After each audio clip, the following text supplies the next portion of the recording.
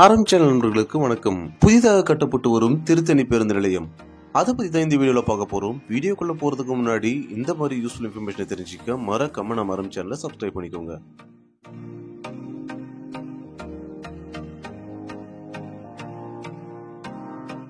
அறுபடை வீடுகளில் 5ஆம் படை வீடாக திருத்தணி முருகன் கோயில் உள்ளது. மேலும் திருப்பதிக்கு செல்லும் வாகனங்கள் திருத்தணி வழியாகத்தான் சென்று வருகின்றன. இது தவிர பல்வேறு மாவட்டங்களுக்கும் இங்கிருந்து பேருந்துகள் இயக்கப்படுகின்றன. திருவள்ளூர் மாவட்டம் திருத்தணி நகராட்சி பின்புறத்தில் 0.74 ஏக்கர் பரப்பில் அண்ணா பேருந்து நிலையம் 1983ஆம் ஆண்டு ஏற்படுத்தி பயன்பாட்டிற்கு கொண்டு வரப்பட்டது. இந்த பேருந்து நிலையத்திற்கு அதிக அளவில் பேருந்துகள் வந்து செல்வதால் போக்குவரத்து நெரிசல் மற்றும் விபத்துகள் ஏற்பட்டு வருகிறது. இந்த பேருந்து நிலையத்தில் இருக்கை வசதி உட்பட அடிப்படை வசதிகள் இல்லாததால் பயணிகள் கடும் அவதிப்படுகின்றனர். திருத்தணி பேருந்து நிலையத்திலிருந்து நாள்தோறும் சென்னை, அரக்கோணம், திருவள்ளூர் மற்றும் ஆந்திராவிற்கு பஸ்கள் இயக்கப்படுகின்றன. மேலும் திருத்தணி மற்றும் சுற்றுப்புற கிராமங்களுக்கும் பேருந்துகள் செல்கின்றன.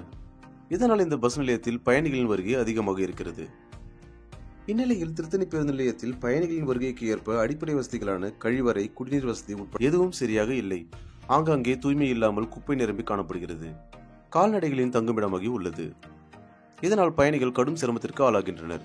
குறிப்பாக பெண்கள் கடும் அவதியுறுகின்றனர். மேலும் பஸ் நிலையத்தில் உள்ள பெரும்பாலான இருக்கைகள் உடைந்து விட்டதால் பேருந்துக்காக மணிக்கணக்கில் பயணிகள் கால்கடுக்க நிற்கின்றனர். வயதானவர்கள் மற்றும் குழந்தைகளுடன் வரும் பெற்றோர்கள் வேதனையில் தவிக்கின்றனர்.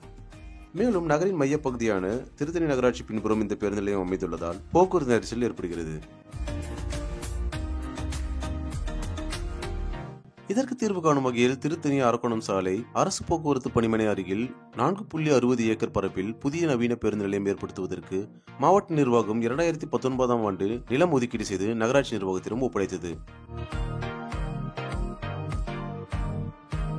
பின் அங்குள்ள மலைக்குன்றுகள் 29 லட்சம் ரூபாய் செலவில் அகற்றப்பட்டன. உள்கட்டமைப்பு மற்றும் வசதிகள் திட்டம் 2021-22ஆம் ஆண்டு திட்டத்தின் கீழ் ரூபாய் 12.74 கோடியில் நவீன பேருந்து நிலையம் கட்டும் பணிகள் கடந்த 2022ஆம் ஆண்டு தொடங்கப்பட்டன. தற்போது இந்த பேருந்து நிலையம் கட்டும் பணிகள் துரித வேகத்தில் நடந்து வருகின்றன.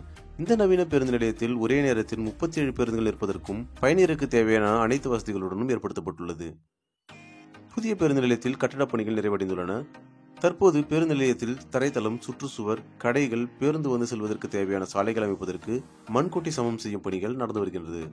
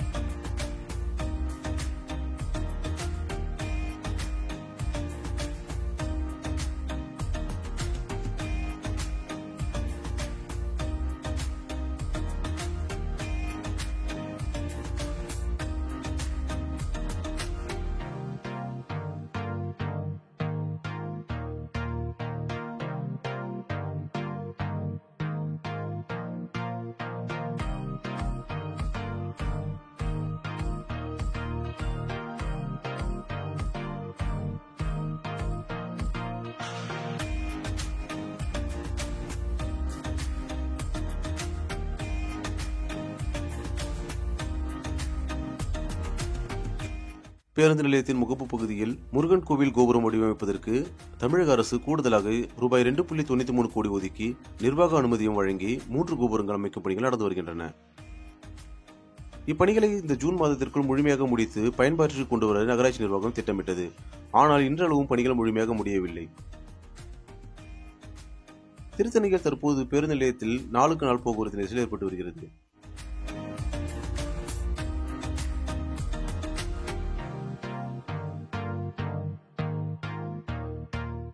எனவே புதிய பேருந்து நிலையத்தின் பணிகள் விரைந்து முடித்து பயன்பாட்டிற்கு விட வேண்டும் என சமூக ஆர்வலர்கள் மற்றும் வாகன ஓட்டிகள் எதிர்பார்க்கின்றனர். இந்த பதிவை பத்தின கருத்துக்களை மறக்காம கமெண்ட் பாக்ஸ்ல சொல்லுங்க. இந்த பதிவு உங்களுக்கு பயனுள்ளதா இருந்தால் லைக் பண்ணி உங்க ஃப்ரெண்ட்ஸ் அண்ட் ஃபேமிலிக்கு ஷேர் பண்ணுங்க. மீண்டும் ஒரு வீடியோவில் சந்திப்போம். நன்றி.